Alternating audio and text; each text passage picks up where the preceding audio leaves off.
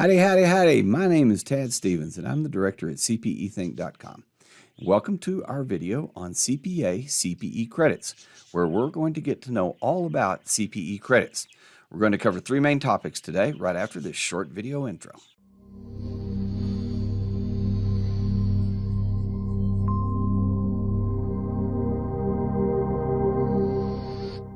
All right, first off, we're going to cover what is a CPE credit. Then we're going to do what are the different types of CPE credits. And then lastly, we're going to see who determines, accepts, and measures CPE credits. And in just a moment, I'm going to show you something every CPA or EA can use just for watching this video. So stick around for that. All right, first off, what is a CPE credit? It is a unit, hour, or credit to satisfy your Board of Accountancy or licensing agency. They can be used interchangeably. It is 50 minutes minimum, and credits are measured in 50-minute increments.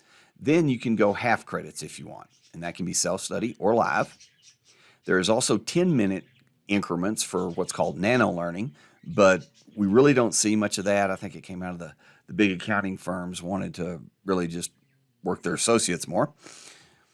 And then there's blended, which is a blend of, can be live, can be various delivery methods. We also don't see a lot of that. There's no half or partial credit for IRS EAs, enrolled agents, and return preparers. It's just full credits, 1, 2, 3, so forth. And most of what we see, which is the most popular, are self-study and live can be in person or online. Okay, second, what are the different types of CPE credits? There's group live, which is in-person delivery. You go to an office or a presentation room, they present the CPE, you fill out a form that you were there, and you get a certificate of completion, and that's how you get your credits.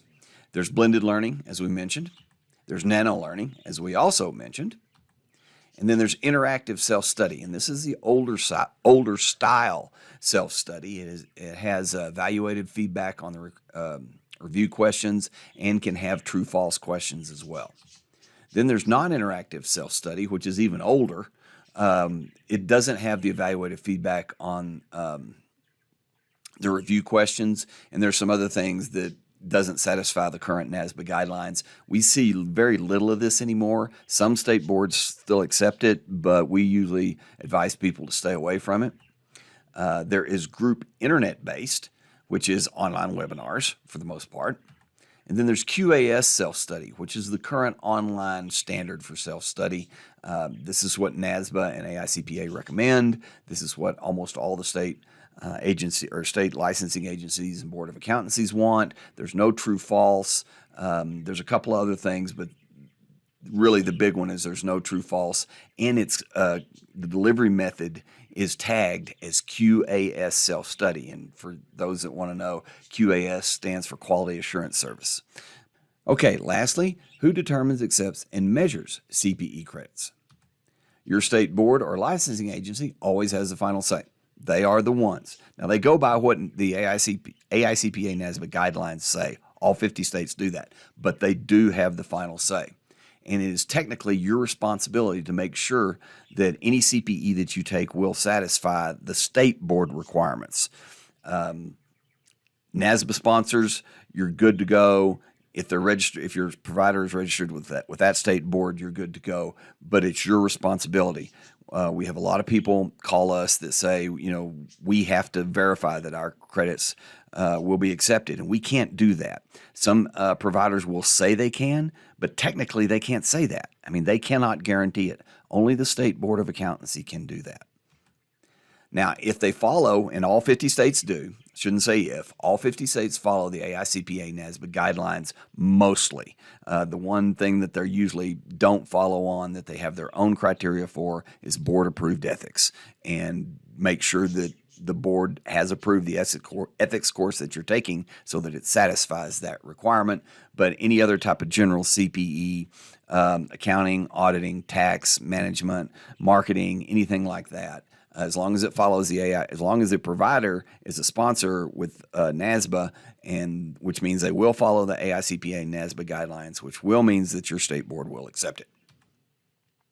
So, as I just said, I mean, this is just restating it. Current NASBA and Board of Accountancy sponsors are safe. If they're registered with NASBA, you're good to go. If they're not registered with NASBA, then if they're registered with your board, you're good to go. If they're not registered with NASBA or your board, go find somebody that is, because there's plenty of them out there that are.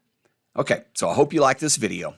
If you like more, please tap or click subscribe. Leave a comment or question. Let me know what you think. I mean, so we can build our other videos around what you're looking for. So remember that promise I made at the beginning? How about some free CPE just for watching this video? Go to cpethink.com/video. Use the $15 coupon code on that page. One-time use, no opt-in required. It's good for courses and unlimited subscriptions. So what that means is right around 101 CPE credit courses to choose from, and they're going to be free. In our next video, I'm going to go over CPA CPE courses and the who, what, where, and how about that. So subscribe, and I'll see you there.